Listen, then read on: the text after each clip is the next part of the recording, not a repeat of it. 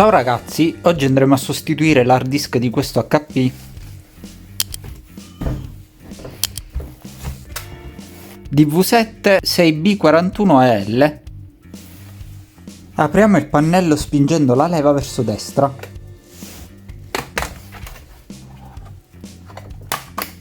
Svitiamo le 4 viti dell'hard disk.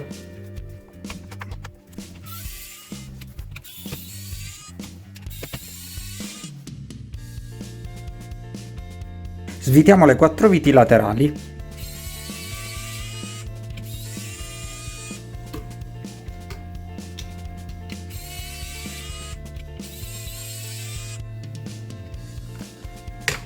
Possiamo rimuovere il connettore.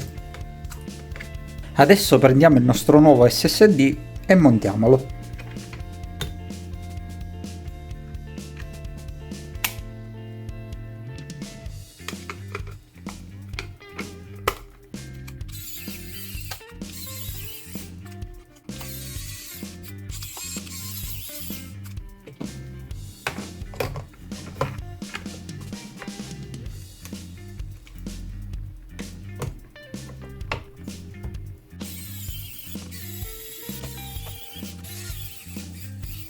Possiamo richiudere il pannello.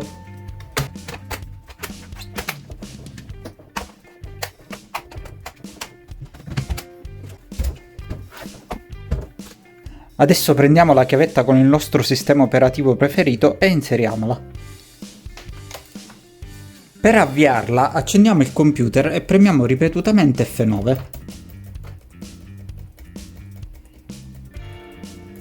E nel boot menu con le frecce della tastiera selezioniamo la nostra chiavetta, premiamo invio. In questo PC, se volete, potete installare Windows 11, avendo cura però di selezionare durante la creazione della chiavetta tipo di scheda partizione MBR, in quanto il PC non possiede un BIOS UEFI. Vi lascio qui sopra la procedura per installare Windows 11. Con questo abbiamo terminato, spero che il video vi sia stato utile e ci vediamo alla prossima.